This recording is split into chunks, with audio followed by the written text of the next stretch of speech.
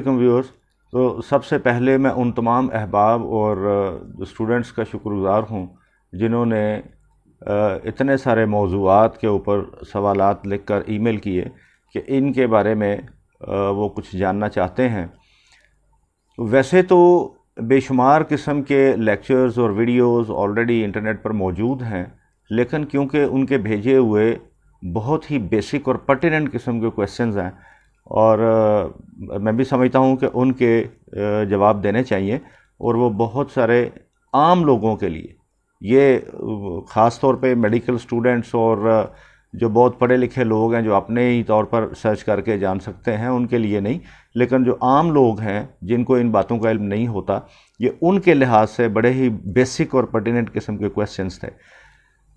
और मैं हैरान हुआ ये देखकर कि बहुत सारे लोगों ने जो क्वेश्चंस भेजे उनमें से सबसे ज़्यादा वो जानने की उनकी कोशिश ये है, ये ख्वाहिश ये थी कि जो इन्फेक्शियस डिजीज़ हैं, यानी जो जरासीमी बीमारियां हैं, उनके बारे में मुख्तलिफ़ सवालात जो हैं उनके जवाब दिए जाएँ।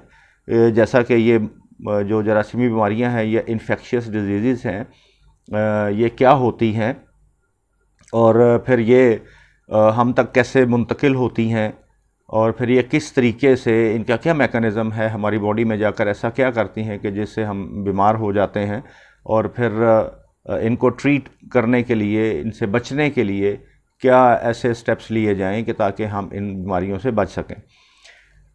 तो उनमें से सबसे जो ज़्यादा पूछा गया क्वेश्चन है, सबसे पहले हम आज उस एक क्वेश्चन पर फोकस करेंगे। मुख्तलिफ़ वीडियोज़ में ये इसके मुख्तलिफ़ पार्ट्स बनाकर उसके अंदर हम इनके जो मुख्तलिफ़ क्वेश्चन हैं उनके जवाब देंगे। और कुछ बीमारियां ऐसी होती हैं कि जो हमें दूसरे ऑर्गेनिज़म्स, ख़ास तौर पे जिनको माइक्रो ऑर्गेनिज़म्स भी हम कहते हैं, दूसरे ऑर्गेनिज़म्स जो हैं वो हमें बीमार करते हैं। अब यहाँ ये जानने की ज़रूरत है कि ये माइक्रो ऑर्गेनिज़म्स क्या पहले हमारे जिस्म में मौजूद नहीं होते? जी, तो ये माइक्रो ऑर्गेनिज़म्स जो हैं, बैक्टीरिया है, ये नॉर्मली हमारे जिस्म के बाहर, जिस्म के ऊपर, मुख्तलिफ़ जगहों पर, स्किन के ऊपर यानी, और इसके अलावा जिस्म के अंदर भी ये मौजूद होते हैं, और ये हमारे लिए फ़ायदेमंद होते हैं। ये हमारे लिए नुकसानदेह नहीं है, ये हमारे लिए फ़ायदेमंद होते हैं।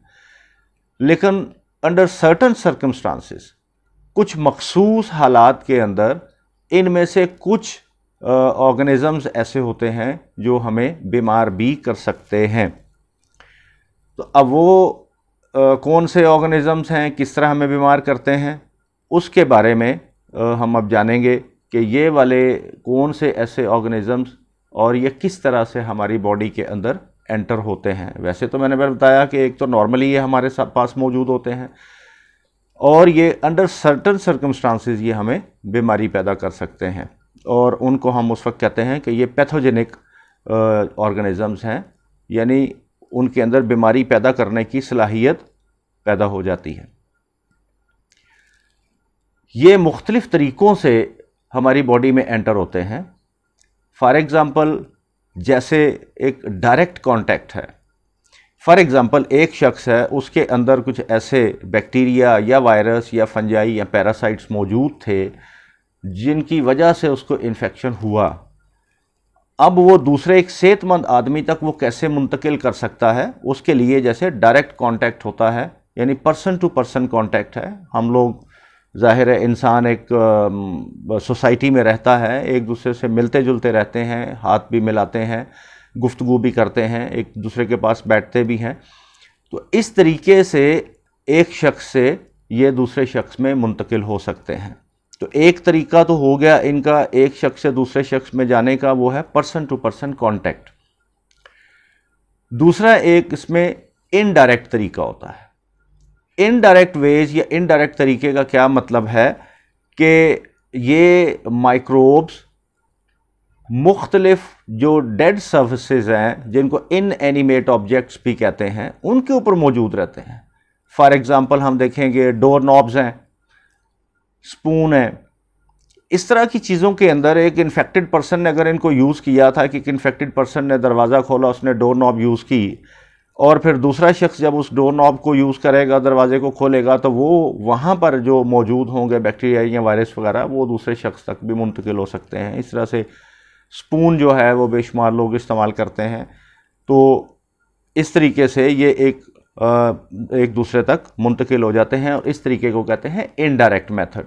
यानी एक हो गया डायरेक्ट मेथड जिसमें पर्सन टू पर्सन यानी हम डायरेक्ट एक दूसरे को मुंतकिल करते हैं, और दूसरा हो गया थ्रू इनएनिमेट ऑब्जेक्ट्स कि उनके ऊपर ये मौजूद होते हैं और फिर वहाँ से ये हमारे तक मुंतकिल हो जाते हैं। तीसरा इनके मुंतकिल होने का जो ज़रिया है वो जिसको हम कहते हैं इंसेक्ट बाइट्स।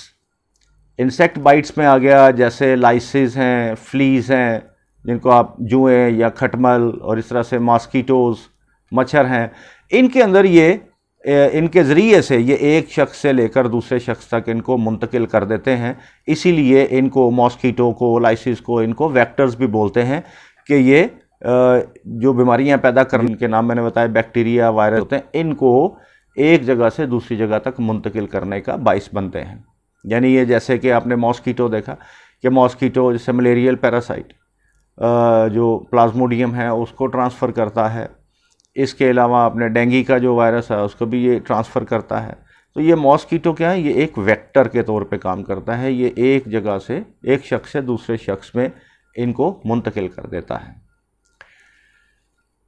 चौथी जो इसकी सबसे बड़ी वजह है और एक तरीका है जिससे ये हमारे ये पैथोजेंस मुंतकिल होते हैं, वो होते हैं कंटेमिनेटेड फूड या कंटेमिनेटेड वाटर। यानी जैसे हम फूड इस्तेमाल करते हैं, अगर वो सही ना हो, वो कंटेमिनेटेड हो, उसके अंदर इनमें से कोई बैक्टीरिया, वायरस उनके अंदर मौजूद हो, जैसे कि हम कोई बासी खाना खाते हैं या गंदा पानी पीते हैं, तो उनके अंदर ये मौजूद होंगे और उनके ज़रिए वो गंदा पानी या फूड जो कंटेमिनेटेड फूड और वाटर है उसको इस्तेमाल करने से भी ये हमारे अंदर मुंतकिल हो सकते हैं। तो आज हमें ये बेसिकली 3-4 चीज़ों का ये पता चल गया कि ये माइक्रो ऑर्गेनिज़म्स क्या होते हैं, इनकी कितनी टाइप्स हैं जो हम में बीमारियां पैदा करती हैं, और फिर ये नॉर्मली क्या हमारे जिस्म में मौजूद होते हैं कि नहीं होते, और फिर ये इसका हमारे एक शख्स से दूसरे शख्स में मुंतकिल होने के ज़राए क्या हैं। अब बेशुमार इन्फेक्शियस डिजीज़ हैं या ऐसी बीमारियां हैं जो जिनको जरासीमी बीमारियां कहते हैं जो इनकी वजह से हमें होती हैं। तो कुछ लोगों ने यही पूछा कि क्या सारी इन्फेक्शियस डिजीज़ जो हैं उनके जो साइंस और सिम्टम्स हैं वो एक जैसे ही होते हैं। तो इसमें ये देखने की ज़रूरत है कि जिस तरह का हमारी इन्फेक्शन होगी, किन सर्कमस्टांसेस में वो हो रही है, किस जगह पर मौजूद है, उसके लिहाज से इनके साइन एंड सिम्टम्स डिफरेंट होते हैं। लेकिन कुछ साइन एंड सिम्टम्स जो हैं वो इन्फेक्शियस डिजीज़ के वो इनसे यानी एक जैसे होते हैं।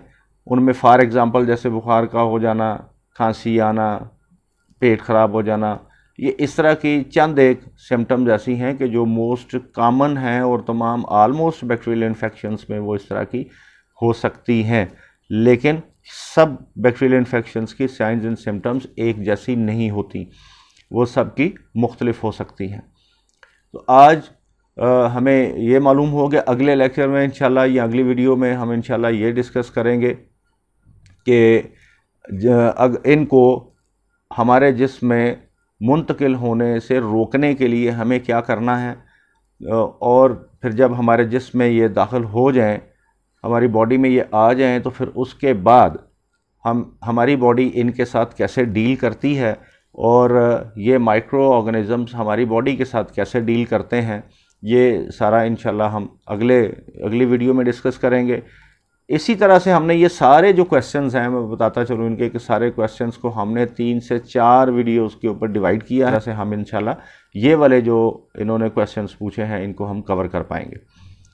तो इंशाल्लाह मुलाकात होती है अगली वीडियो में। तब तक अल्लाह हाफिज़।